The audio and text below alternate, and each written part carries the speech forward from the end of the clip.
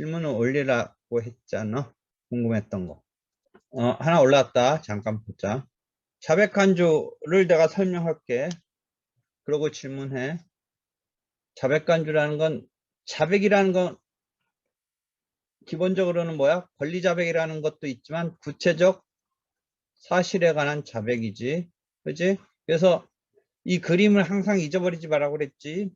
법원이 판단하는 거는 이렇게 기둥으로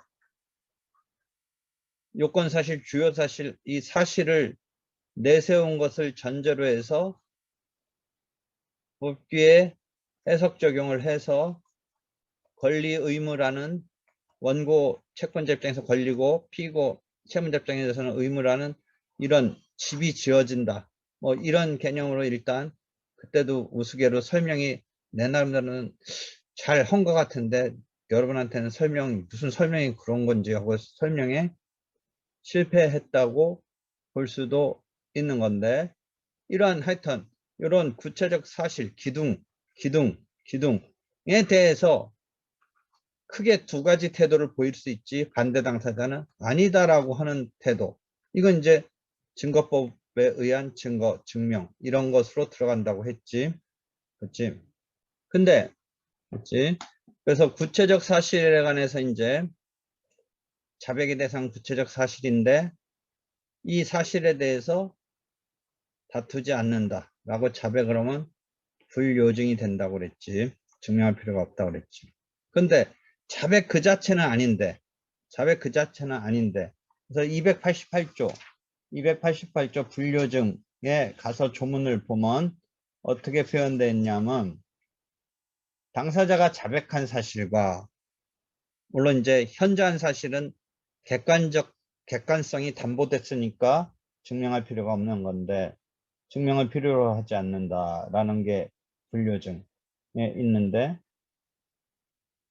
그 현저한 사실까지 이제 자백 부분 다음에 보면 불요증으로 어디 볼 수 있냐면 그런 설명은 옆번호 8-37에서 볼 수 있고 그 다음에 이 다투지 않는다는 점에 대해서 자백 자체는 이제 재판상 자백이라고 해서 8-옆번호 8-21에서 보는데 이번 상황은 맞다라고 하는 정도의 자백에서 다투지 않는, 명백히 다투지 않는, 그래서 이걸 침묵적인 상황이라고 민사소법 150조 1항을 보면 이렇게 나오지.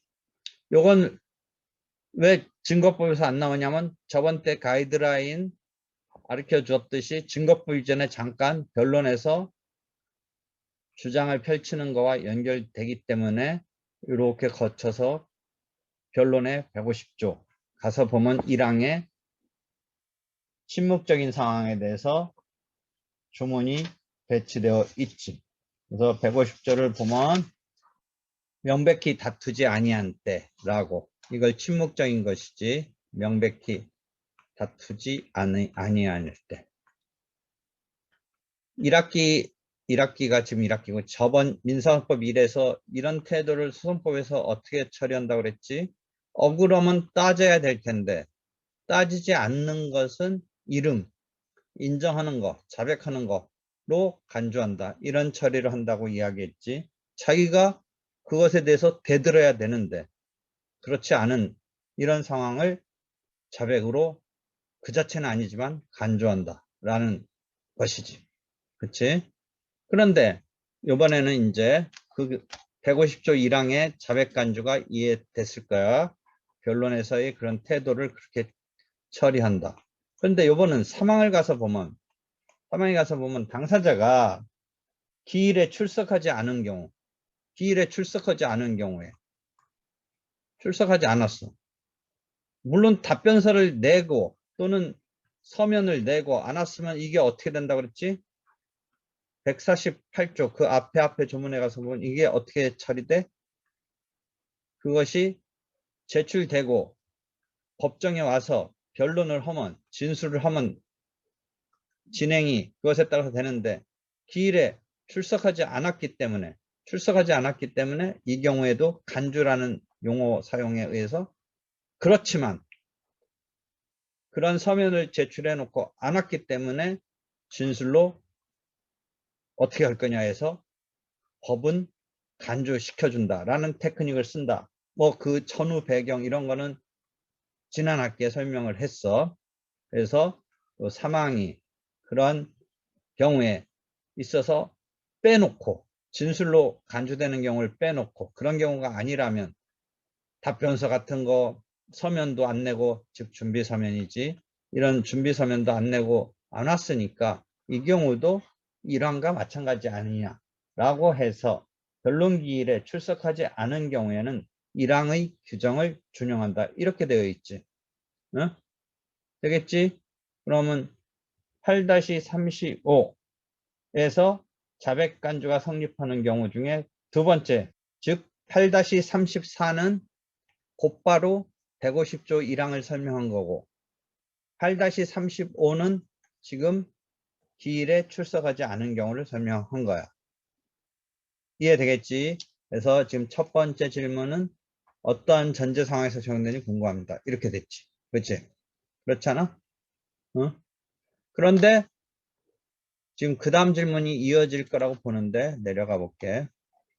원래 원고가 소장을 제출한다고 했지. 그러면 이게 심사되고 큰 문제 없으면 이 부분을 소장 부분을 피고에게 송달하고 그다음에 어떻게 한다? 30일 이내에 답변서 내라라고 이제 256조에서 이야기하고 그다음에 257조에 우리가 이른바 무변론, 변론 없이 하는 판결 이런 이제 절차적인 흐름을 이야기했죠.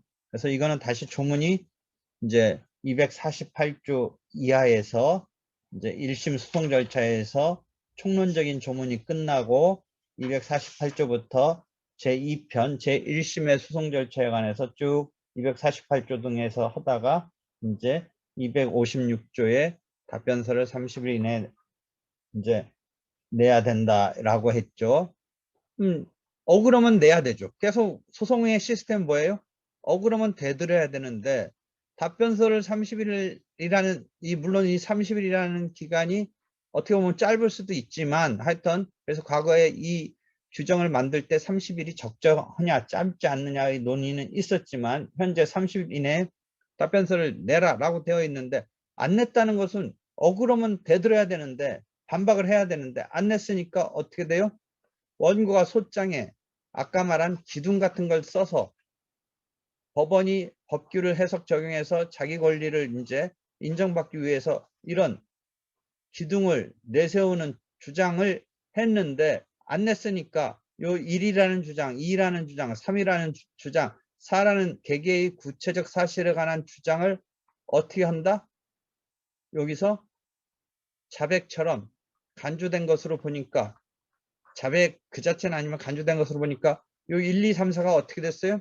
1, 2, 3, 4가 증명할 필요 없이 인정되고 2가 증명할 필요 없이 인정되고 3이 증명할 필요 없이 인정되고 4가 증명할 필요 없이 인정되고 만약 다퉜다면 증거에 의해서 증명이 돼야 되는데 지금은 다투지 않았으니까 분명히 뭔가 되들었어야 되는데 명백히 다투지 않은 이런 상황에서 그래서 명백히 다투지 않으니까 자백 그 자체는 아니면 간주되니까 역시 이것도 불요증으로 돼서 요 1, 2, 3, 4가 증명할 필요 없이 되니까 원고가 주장했던 이 구체적 사실 등이 오케이 맞다 되면서 이 권리에 대해서 원고 손을 들어주면서 무변론 판결로 원고 승소 판결이 내려질 수도 있다라는 거죠.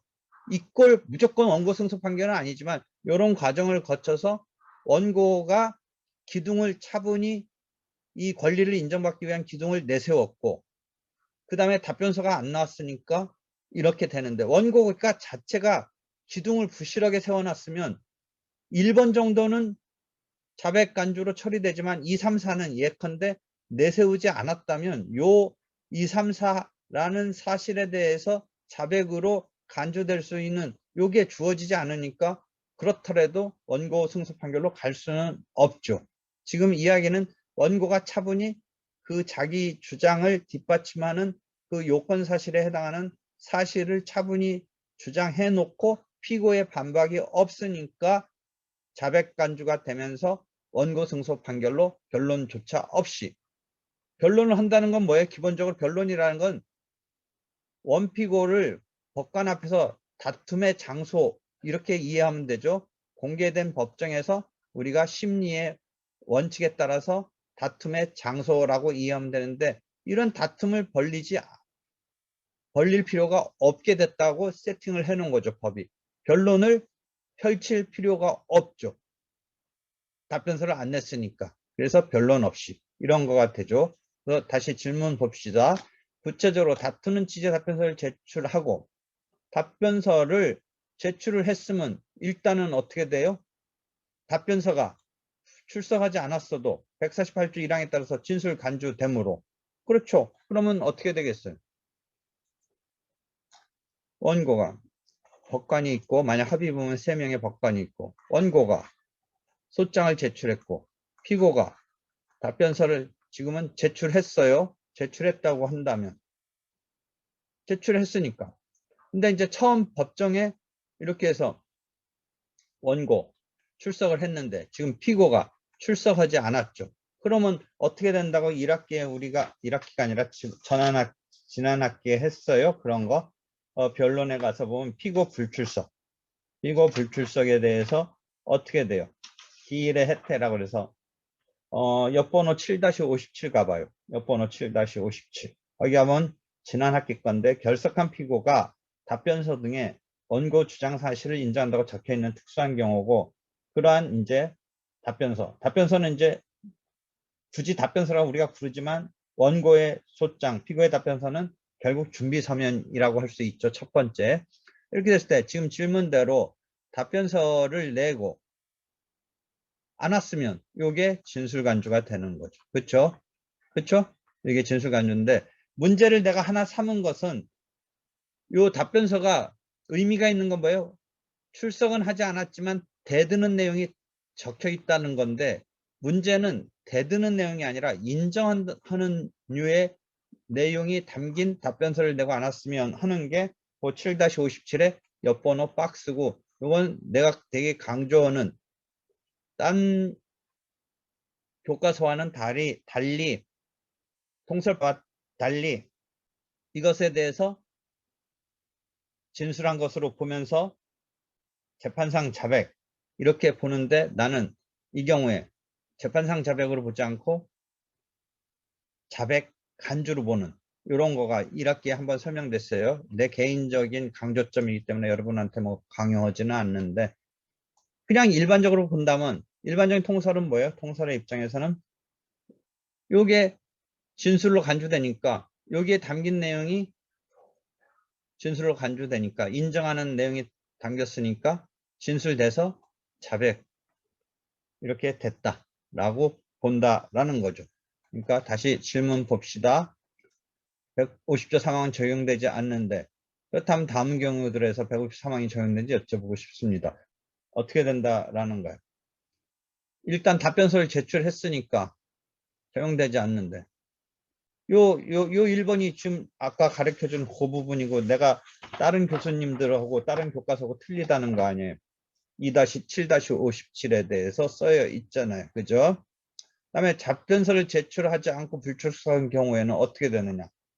거기에 답변서도 안 내고 출석도 안 했으면 어떻게 된다는 거예요.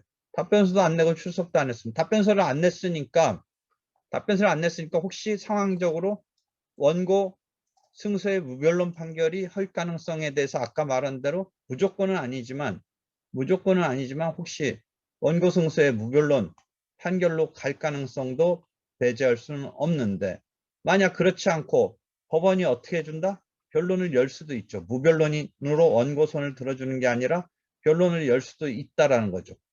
특히 최근에 내가 지금 최신 판례 올려놓은 거 가서 보면, 정확히 보면 200 그 조문에 가서 보면 어떻게 되어 있어요? 30일 이내라고는 하지만 어떻게 되어 있어요? 257조에 보면, 중단부에 보면 257조 중단부에 보면 조문을 250조 조문을 변론 없이 판결할 수 있는 이 상황에 대해서 그려줄게요. 원고가 아까 그린 거 30일 이내에 내라고 했는데 30일 이내에 안 들어왔어요. 그런데 이제 그러니까 판결을 선고하려고 변론을 이제 판결을 선고하겠다라고 했는데 최근 판례는 요 사이에 답변서를 냈어요. 답변서. 요 사이에 답변서를 냈기 때문에 원래는 이제 30일이 지났지만 그래서 무변론 판결을 가려고 판결 선고기일을 잡았는데 그 사이에 답변서가 나왔을 때는 그러하지 아니하다. 즉 변론 없는 판결을 할 수 없고 요걸 반영해서 해야 된다. 무변론 판결을 할 수 없다. 종은 봤어요? 직권으로 조사할 수 있는 경우도 하나 있고 그 다음에 판결이 선고되기까지 무변론 판결이라고 해서 판결이 선고기일이 없는 건 아니죠. 선고기일에 선고를 하려고 했는데 그 사이에 답변서가 나온 경우는 이건 무변론 판결을 하면 안 된다. 이런 것에 대해서 작년도 판례를 동영상으로 만든 게 있으니까 최신 판례 사이트에 가서 봐요. 그런데 지금 답변서를 제출하지 않고 법원이 판결 선고를 하지 않고 변론을 열 수도 있어요. 곧바로 판결 선고하겠다고 이렇게 해서 선고기일 잡는 거로 해서 무변론 판결을 하는 경우도 있지만 여러 가지 사정상 반드시 해야 되는 건 아니에요. 변론을 열었는데 그 경우에 지금 상정하고 있는 건 그럼 답변서를 제출하지 않았지만 지금 질문은 이 답변서를 제출하지 않았지만 불출석한 경우 요 지금 채팅창 그럼 답변서를 제출하지 않고 불출석한 경우 어떻게 돼요? 변론을 만약 열었다는 불출석이라는 거는 변론이 있다라는 거죠. 근데 지금 답변서를 제출하지 않았다는 거죠. 그럼 이 상황을 얘기하는 것 같은데 그렇죠. 그럼 이제 변론이 열렸으니까 변론에 안 왔으면 어떻게 되겠어요? 변론에 안 왔으면 그런 상황이죠. 그러면 뭘로 가야 돼요? 당사자 결석으로 가야 되죠. 당사자 결석으로 가면 거기서 지금 어떻게 되겠어요? 답변서도 없고 그다음에 출석도 안 했으니까 그렇잖아요. 그럼 거기서 결론을 결국은 원고의 주장에 대해서 원고의 주장 그 기둥에 대해서 어떻게 되겠어요? 자백간주 이렇게 돼서 처리할 이런 상황으로 가겠죠. 그런데 또 판결 선고 때까지 뭐 이 당사자가 변론을 뭐 제기해달라든지 이럴 가능성은 없지 않아 있지요. 되겠어요? 그러니까 당사자 결석의 변론 기일에 당사자 결석의 상황이 돼서 처리되는 거죠. 됐고 다시 추가 질문 해봐요. 궁금한 거. 그렇게 하는 거 맞아요. 153항은 변론 기일에 열렸는데 변론 기일에 있어서 열었는데 명백히 다투지 않으니까 명백히 다투지 않은 것을 안 왔을 때 답변조차도 없이 만약 어떤 답변이나 준비서면 등은 진술로 간주되니까 그거에 의해서 처리하면 되는데 변론기를 열었을 때 안 왔으면 이제 그 경우에 따라서 당사자가 기일에 불출석한 거 이런 것 등을 계속 연결시키면서 생각하면 되는데 지금 마지막 문장은 257조에 의한 무변론 원고 승소 판결이 없이 변론기일을 열었다. 무변론 판결을 지금 하지 아니한 채 변론기일을 열었다. 257조에 의한 무변론 원고 승소 판결이 무변론 원고 승소 판결을 한다라는 거는 판결 선고기일을 잡는 거고 변론기일이 이 말 자체 나오잖아요. 무변론이잖아요. 무변론. 말 자체에 무변론이니까 변론이 없는데 요거에다가 갑자기 변론기일에 일단 변론기일이 열렸는데 출석이냐 불출석이냐 이런 얘기로 하면 여기가 충돌이 되는 거잖아요. 무변론 판결을 한다는 건 변론 없이 변론기일이 열렸다. 요거는 지금 양립해서 얘기하는 거가 안 되는 거죠. 이해되겠어요? 이해된 거예요? 네. 그 다음에 질문 또 올라오는 거 있으면 해봐요. 이 자백 부분서 왜 앞에 당사자의 결석 등이 나오는지 알겠죠? 되겠어요? 다시 지금 봐봐요. 자백간주에 관한 조문, 책, 자백간주 8-33 명백히 그 사실을 다투지 않은 경우 그 다음에 기일에 출석하지 않은 경우 자백한 것으로 본다. 과거 용어로는 의제자백이라고도 했어요. 의제자백. 그러니까 뭐 의제자백이라고 해도 되고, 판례 같은데 교과서에 따라서는 의제자백 아직도 쓰고 있어요. 판례나 자백 간주. 첫 번째 케이스는 8-34의 150조 1항의 상황. 두 번째 케이스는 8-35의 150조 3항의 상황. 그 다음에 8-36은 257조의 상황이죠. 뭐 굳이 이렇게 절차의 흐름상을 보면 답변서 부제출에 그 부분이 먼저 나와야 이 흐름은 맞는 것 같은데, 지금 자백 간주에 있어서 본래 것은 8-34 부분이니까 그걸 먼저 내세운 거죠. 8-36의 답변서 부제출은 결과적으로 답변서를 제출하지 않으니까 원고의 소장에 이 청구의 원인에서 자기의 청구를 뒷받침하는 아까 말한 그림에서 이렇게 기둥에 해당하는 것을 주장을 펼쳤는데, 이 주장에 대해서 따져야 될 사람이 답변서를 안 냈으니까 1번에 대해서도 간주로 자백된 것처럼, 간주로 자백된 것처럼, 간주로 자백된 것처럼, 간주로 자백된 것처럼 해서 이 기둥이 인정이 되니까 거기다가 기둥을 전제로 한 지붕이 쓰여져서 원고 손이 올라가서 원고 승소가 된다. 이런 케이스가 8-36에서 자백간주라는 상황이 여기서 등장하니까 같이 설명한 건데, 어떤 절차의 흐름상은 256조, 257조에서 우리가 소장 제출, 답변서 제출, 그 부분서 나왔던 그런 테마이지요. 되겠어요? 됐어요?